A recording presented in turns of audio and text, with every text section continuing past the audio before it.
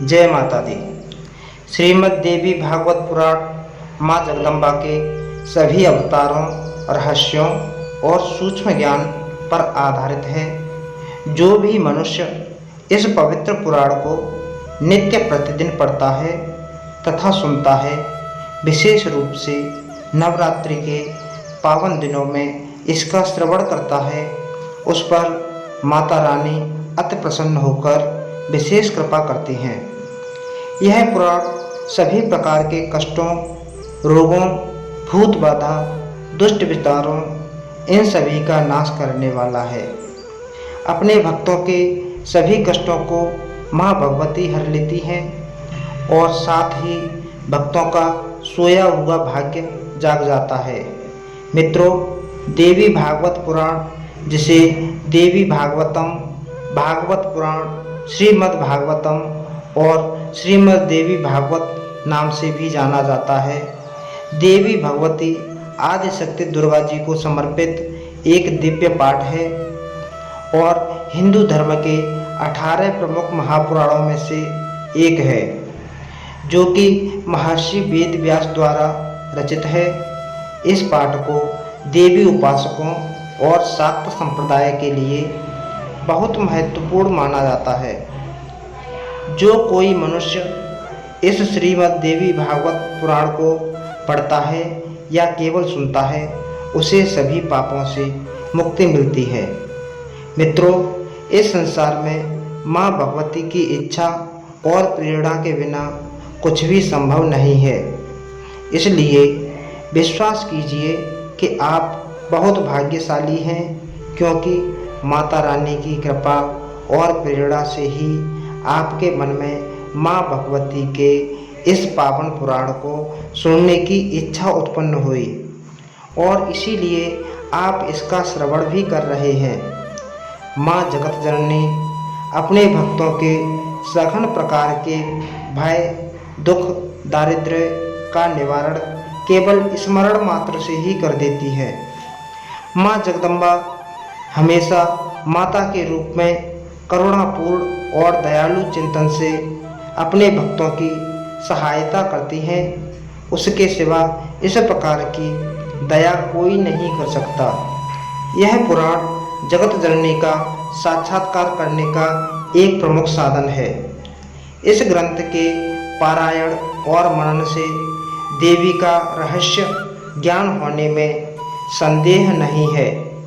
साधक इस ग्रंथ का लाभ लेकर अवश्य ही देवी की कृपा पात्र बनेंगे, ऐसा विश्वास रखते हैं। हमारी यही प्रार्थना है कि सर्व चैतन्य रूप अज्ञान और अंधकार को दूर करने वाली समस्त विश्व की कारणभूता आदि शक्ति की उपासना हम करते रहें और वह श्री भगवती हमेशा प्रेरणा दे कि हम हमेशा सन्मार्ग पर चलें। आइए मित्रों, शुरुआत करते हैं श्रीमद् देवी भागवत पुराण की। लेकिन उससे पहले माँ जगदम्बा का स्मरण करते हुए कमेंट बॉक्स में जय माता दी लिखकर माँ के दरबार में हाजिरी जरूर लगाएं और अगर आप चैनल पर नए हैं तो चैनल को सब्सक्राइब करना ना भूलें। तो प्रेम से बोलो जय माता दी। श्रीमद् देवी भागवत महापुराण। एक बार भागवत अनुरागी तथा पुण्यात्मा महर्षियों ने श्री वेद व्यास के परम शिष्य सूत जी से प्रार्थना की कि हे ज्ञान सागर, आपके श्री मुख से विष्णु भगवान और शंकर के देवी चरित्र तथा अद्भुत लीलाएं सुनकर हम बहुत सुखी हुए, ईश्वर में आस्था बढ़ी और ज्ञान प्राप्त किया। अब कृपा कर मानव जाति को समस्त सुखों को उपलब्ध कराने वाले, आत्मिक शक्ति देने वाले तथा भोग और मोक्ष प्रदान करने वाले पवित्रम पुराण आख्यान सुनाकर अनुग्रहित कीजिए। ज्ञानेच्छु और विनम्र महात्माओं की निष्कपट अभिलाषा जानकर महामुनि सूत जी ने अनुग्रह स्वीकार किया। उन्होंने कहा, जन कल्याण की लालसा से आपने बड़ी सुंदर इच्छा प्रकट की। मैं आप लोगों को उसे सुनाता हूँ। यह सच है कि श्रीमद् देवी भागवत पुराण सभी शास्त्रों तथा धार्मिक ग्रंथों में महान है। इसके सामने बड़े बड़े तीर्थ और व्रत नगण्य हैं। इस पुराण के सुनने से पाप सूखे वन की भांति जलकर नष्ट हो जाते हैं, जिससे मनुष्य को शोक, क्लेश, दुख आदि नहीं भोगने पड़ते। जिस प्रकार सूर्य के सामने अंधकार छट जाता है, उसी प्रकार भागवत पुराण के श्रवण से मनुष्य के सभी कष्ट, व्याधियाँ और संकोच समाप्त हो जाते हैं। महात्माओं ने सूत जी से भागवत पुराण के संबंध में ये जिज्ञासाएं रखें। पवित्र श्रीमद् देवी भागवत पुराण का आविर्भाव कब हुआ? इसके पठन पाठन का समय क्या है? इसके श्रवण पठन से किन किन कामनाओं की पूर्ति होती है? सर्वप्रथम इसका श्रवण किसने किया? इसके पारायण की विधि क्या है? आइए हम सर्वप्रथम जानते हैं कि श्रीमद् देवी भागवत पुराण का आविर्भाव कब हुआ। महर्षि पाराशर और देवी सत्यवती के संयोग से श्री नारायण के अंशावतार देव व्यास जी का जन्म हुआ। व्यास जी ने अपने समय और समाज की स्थिति पहचानते हुए वेदों को 4 भागों में विभक्त किया और अपने 4 पटु शिष्यों को उनका बोध कराया। इसके पश्चात वेदाध्ययन के अधिकार से वंचित नर नारियों का मंद बुद्धियों के कल्याण के लिए 18 पुराणों की रचना की, ताकि वे भी धर्म पालन में समर्थ हो सकें। सूत जी ने कहा, महात्मन, गुरु जी के आदेशानुसार 17 पुराणों के प्रसार एवं प्रचार का दायित्व मुझ पर आया, किंतु भोग और मोक्षदाता भागवत पुराण स्वयं गुरु जी ने जन्मेजय को सुनाया। आप जानते हैं, जन्मेजय के पिता राजा परीक्षित को तक्षक सर्प ने डस लिया था और राजा ने अपनी हत्या के कल्याण के लिए श्रीमद् भागवत पुराण का श्रवण किया था। राजा ने 9 दिन निरंतर लोक माता भगवती दुर्गा की पूजा आराधना की तथा मुनि वेदव्यास के मुख से लोक माता की महिमा से पूर्ण भागवत पुराण का श्रवण किया। अब हम जानेंगे देवी पुराण की महिमा। देवी पुराण के पढ़ने एवं सुनने से भयंकर रोग, अतिवृष्टि, अनावृष्टि, भूत प्रेत बाधा, कष्ट, योग और दूसरे आदि भौतिक, आदि दैविक तथा आदि दैहिक कष्टों का निवारण हो जाता है। सूत जी ने इसके लिए एक कथा का उल्लेख करते हुए कहा, वासुदेव जी द्वारा देवी भागवत पुराण को पारायण का फल ही था कि प्रसेनजित को ढूंढने गए श्री कृष्ण संकट से मुक्त होकर सकुशल घर लौट आए थे। इस पुराण के श्रवण से दरिद्र धनी, रोगी निरोगी तथा पुत्रहीन स्त्री पुत्रवती हो जाती है। ब्राह्मण, क्षत्रिय, वैश्य तथा शूद्र चतुर्वर्णों के व्यक्तियों द्वारा समान रूप से पठनीय एवं श्रवण योग्य यह पुराण आयु, विद्या, बल, धन, यश तथा प्रतिष्ठा देने वाला अनुपम ग्रंथ है। पारायण का उपयुक्त समय क्या है, इसके बारे में सूत जी बोले, देवी भागवत की कथा श्रवण से भक्तों और श्रद्धालु श्रोताओं को रिद्धि सिद्धि की प्राप्ति होती है। मात्र क्षण भर की कथा श्रवण से भी देवी के भक्तों को कभी कष्ट नहीं होता। सभी तीर्थों और व्रतों का फल देवी भागवत के एक बार के श्रवण मात्र से प्राप्त हो जाता है। सतयुग, त्रेता तथा द्वापर में तो मनुष्य के लिए अनेक धर्म कर्म हैं, किंतु कलयुग में तो पुराण सुनने के अतिरिक्त कोई अन्य धार्मिक आचरण नहीं है। कलयुग के धर्म कर्महीन तथा आचारहीन मनुष्य के कल्याण के लिए ही श्री व्यास जी ने पुराण अमृत की सृष्टि की थी।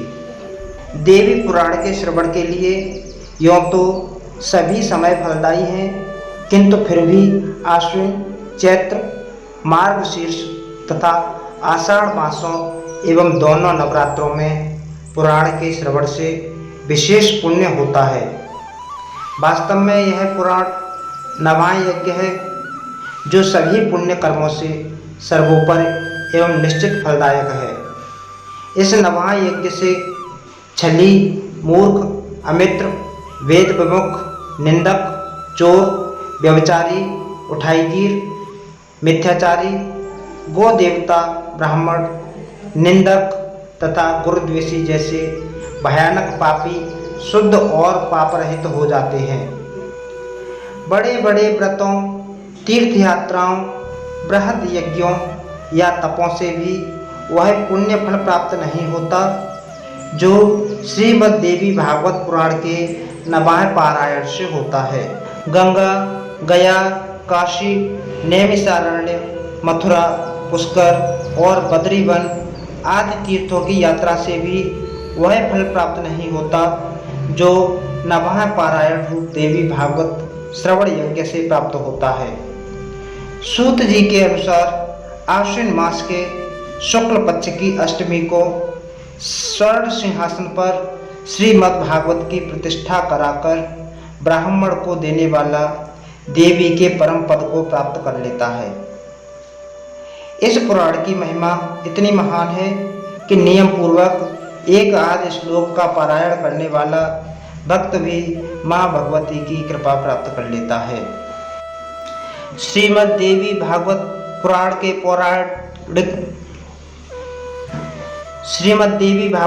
के पौराणिक महत्व के बारे में बताते हैं। श्री कृष्ण प्रसेनजित को ढूंढने के प्रयास में खो गए थे, जो श्री देवी भगवती के आशीर्वाद से सकुशल लौट आए। यह वृत्तांत महर्षियों की इच्छा से विस्तार से सुनाते हुए श्री सूत जी कहने लगे, हे सज्जनों, बहुत पहले द्वारिकापुरी में भोजवंशी राजा सत्राजित रहता।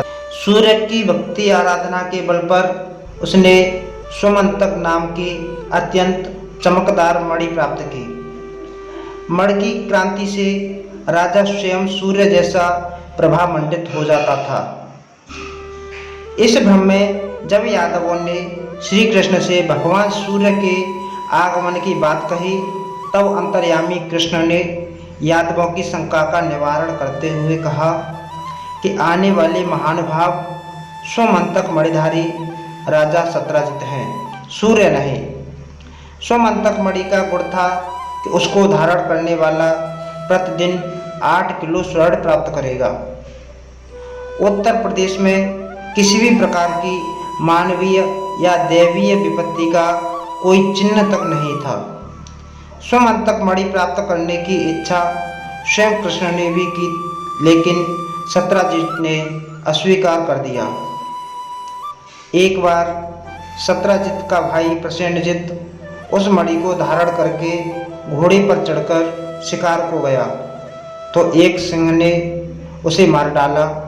संयोग से जामवंत नामक रीछ ने सिंह को ही मार डाला और वह मणि लेकर अपनी गुफा में आ गया।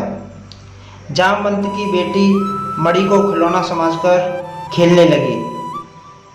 प्रसेनजित के न लौटने पर द्वारिका में यह अफवाह फैल गई कि कृष्ण को सत्राजित द्वारा मणि देने से इनकार करने पर दुर्भावनावश कृष्ण ने प्रसेनजित की हत्या करा दी और मणि पर अपना अधिकार कर लिया। कृष्ण इस अफवाह से दुखी होकर प्रसेनजित को खोजने के लिए निकल पड़े। वन में कृष्ण और उनके साथियों ने प्रसेनजित के साथ एक सिंह को भी मरा पाया।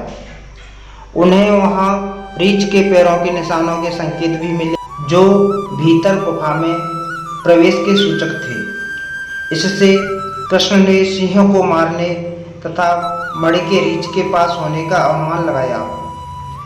अपने साथियों को बाहर रहकर प्रतीक्षा करने के लिए कहकर स्वयं कृष्ण गुफा के भीतर प्रवेश कर गए। काफी समय बाद भी कृष्ण के वापस न आने पर निराश होकर लौटे साथी ने कृष्ण के भी मारे जाने का मिथ्या प्रचार कर दिया। कृष्ण के न लौटने पर उनके पिता वसुदेव पुत्र शोक में व्यथित हो उठे। उसी समय महर्षि नारद आ गए। समाचार जानकर नारद जी ने वसुदेव से श्रीमद् देवी भागवत पुराण के श्रवण का उपदेश दिया। वासुदेव माँ भगवती की कृपा से पूर्व परिचित थे। उन्होंने नारद जी से कहा, देवर्षि, देवकी के साथ कारागार वास करते हुए जब 6 पुत्र कंस के हाथों मारे जा चुके थे, तब हम दोनों पति पत्नी काफी व्यथित और असंतुलित हो गए थे। तब अपने कुल पुरोहित महर्षि गर्ग से परामर्श किया और कष्ट से छुटकारा पाने का उपाय पूछा। गुरुदेव ने जगदम्बा माँ की गाथा का पारायण करने को कहा। कारागार में होने के कारण मेरे लिए यह संभव नहीं था, अतः गुरुदेव से ही यह कार्य संपन्न कराने की प्रार्थना की। वासुदेव ने कहा, मेरी प्रार्थना स्वीकार करके गुरुदेव ने विंध्याचल पर्वत पर जाकर ब्राह्मणों के साथ देवी की आराधना अर्चना की। विधि विधान पूर्वक देवी भागवत का नवा यज्ञ किया। अनुष्ठान पूर्ण होने पर गुरुदेव ने मुझे इसकी सूचना देते हुए कहा, देवी ने प्रसन्न होकर यह आकाशवाणी की है कि मेरी प्रेरणा से स्वयं विष्णु पृथ्वी के कष्ट निवारण हेतु वासुदेव देवकी के घर अवतार लेंगे। वसुदेव को चाहिए तो उस बालक को गोकुल ग्राम के नंद यशोदा के घर पहुंचा दें और उसी समय उत्पन्न यशोदा की बालिका को लाकर 8वीं संतान के रूप में कंस को सौंप दें। कंस यथावत बालिका को धरती पर पटक देगा। यह बालिका कंस के हाथ से तत्काल छूटकर दिव्य शरीर धारण कर मेरे ही अंश रूप से लोक कल्याण के लिए विंध्याचल पर्वत पर वास करेंगी। गर्ग मुनि के द्वारा इस अनुष्ठान फल को सुनकर मैंने प्रसन्नता व्यक्त करते हुए आगे घटी घटनाएं मुनि के कथनानुसार पूरी की और कृष्ण की रक्षा की। यह विवरण सुनाकर वसुदेव नारद जी से कहने लगे, मुनिवर, सौभाग्य से आपका आगमन मेरे लिए शुभ है, अतः आप ही मुझे देवी भागवत पुराण की कथा सुनाकर उपकृत करें। वासुदेव के कहने पर नारद ने अनुग्रह करते हुए नवाह पारायण किया। वासुदेव ने 9वें दिन कथा समाप्ति पर नारद जी की पूजा अर्चना की। भगवती माँ की माया से श्री कृष्ण जब गुफा में प्रविष्ट हुए तो उन्होंने एक बालिका को मणि से खेलते देखा। जैसे ही कृष्ण ने बालिका से मणि ली तो बालिका रो उठी। बालिका के रोने की आवाज़ को सुनकर जामवंत वहाँ आ पहुँचा तथा कृष्ण से युद्ध करने लगा। दोनों में 27 दिन तक युद्ध चलता रहा। देवी की कृपा से जामवंत लगातार कमजोर पड़ता गया तथा श्री कृष्ण शक्ति संपन्न होते गए। अंत में उन्होंने जामवंत को पराजित कर दिया। भगवती की कृपा से जामवंत को पूर्व स्मृति हो आई। त्रेता में रावण का वध करने वाले राम को ही द्वापर में कृष्ण के रूप में अवतरित जानकर उनकी वंदना की। अज्ञान में किए अपराध के लिए क्षमा मांगी। मणि के साथ अपनी पुत्री जामवंती को भी प्रसन्नता पूर्वक कृष्ण को समर्पित कर दिया। मथुरा में कथा के समाप्त होने के बाद वसुदेव ब्राह्मण भोज के बाद आशीर्वाद ले रहे थे। उसी समय कृष्ण मणि और जामवती के साथ वहां पहुंच गए। कृष्ण को वहां देखकर सभी की प्रसन्नता की कोई सीमा नहीं रही। भगवती का आभार प्रकट करते हुए वसुदेव देवकी ने श्री कृष्ण का अश्रुपूरित नेत्रों से स्वागत किया। वसुदेव का सफल काम बनाकर नारद देवलोक वापस लौट गए। देवी भागवत पुराण के अनुसार आगत मुनियों को यह कथा सुनाते हुए सूत जी बोले, श्रद्धालु ऋषियों, कथा श्रवण के लिए श्रद्धालु जनों को शुभ मुहूर्त निकलवाने के लिए किसी ज्योतिर्विद से सलाह लेनी चाहिए या फिर नवरात्रों में ही यह कथा श्रवण उपयुक्त है। इस अनुष्ठान की सूचना विवाह के समान ही अपने सभी बंधु बांधवों, सगे संबंधियों, परिचितों, ब्राह्मण, क्षत्रियों, वैश्यों, शूद्रों एवं स्त्रियों को भी आमंत्रित करना चाहिए। जो जितना अधिक समय श्रवण में दे सके उतना अवश्य दे। सभी आगंतुकों का स्वागत सत्कार आयोजन का धर्म है। कथा स्थल को गोबर से लीपकर एक मंडप और उसके ऊपर एक गुंबद के आकार का चंदोबा लटकाकर इसके ऊपर देवी चित्र युक्त ध्वजा फहरा देनी चाहिए। कथा सुनाने के लिए सदाचारी, कर्मकांडी, निर्लोभी, कुशल उपदेशक को ही नियुक्त करना चाहिए। प्रातःकाल स्नान आदि से निवृत्त होकर स्वच्छ वस्त्र धारण कर कलश की स्थापना करनी चाहिए। गणेश, नवग्रह, योगिनी, मातृका, क्षेत्रपाल, बटुक, तुलसी, विष्णु तथा शंकर आदि की पूजा करके भगवती दुर्गा की आराधना करनी चाहिए। देवी की षोडशोपचार पूजा अर्चना करके देवी भागवत ग्रंथ की पूजा करनी चाहिए तथा देवी यज्ञ निर्विघ्न समाप्त होने की अभ्यर्थना करनी चाहिए। प्रदक्षिणा और नमस्कार करते हुए देवी की स्तुति प्रारंभ करनी चाहिए। तत्पश्चात ध्यानावस्थित होकर देवी कथा श्रवण करनी चाहिए। कथा के श्रवण काल में श्रोता अथवा वक्ता को छौर कर्म नहीं करवाना चाहिए। भूमि पर शयन, ब्रह्मचर्य का पालन, सादा भोजन, संयम, शुद्ध आचरण, सत्य भाषण तथा अहिंसा का व्रत लेना चाहिए। तामस पदार्थ यथा प्याज, लहसुन, मांस, मदिरा आदि का भक्षण भी वर्जित है। स्त्री प्रसंग का बलपूर्वक त्याग करना चाहिए। नवाह यज्ञ की समाप्ति पर 90 दिन अनुष्ठान का उद्यापन करना चाहिए।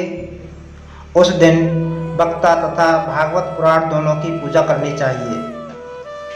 ब्राह्मण तथा कुमारिकाओं को भोजन एवं दक्षिणा देकर तृप्त करना चाहिए। गायत्री मंत्र से होम करके स्वर्ण मंजूषा पर अधिष्ठित भागवत पुराण वक्ता ब्राह्मण को दान में देते हुए दक्षिण आदि से संतुष्ट करते हुए उसे विदा करना चाहिए। पूर्वोक्त विधि विधान से निष्काम भाव से पारायण करने वाला श्रोता श्रद्धालु मोक्ष पद को और सकाम भाव से पारायण करने वाला अपने अभीष्ट को प्राप्त करता है। कथा श्रवण के समय किसी भी प्रकार का वार्तालाप, ध्यान भग्नता, आसन बदलने, ऊँघने या अश्रद्धा से बड़ी भारी हानि हो सकती है, अतः ऐसा नहीं करना चाहिए। सूत जी महाराज ने कहा, 18 पुराणों में देवी भागवत पुराण उसी प्रकार सर्वोत्तम है जिस प्रकार नदियों में गंगा, देवों में शंकर, काव्यों में रामायण, प्रकाश स्रोतों में सूर्य, शीतलता और आह्लाद में चंद्रमा, क्षमाशीलों में पृथ्वी, गंभीरता में सागर और मंत्रों में गायत्री आदि श्रेष्ठ हैं। यह पुराण श्रवण सब प्रकार के कष्टों का निवारण करके आत्म कल्याण करता है, अतः इसका पारायण सभी के लिए श्रेष्ठ एवं वरेण्य है।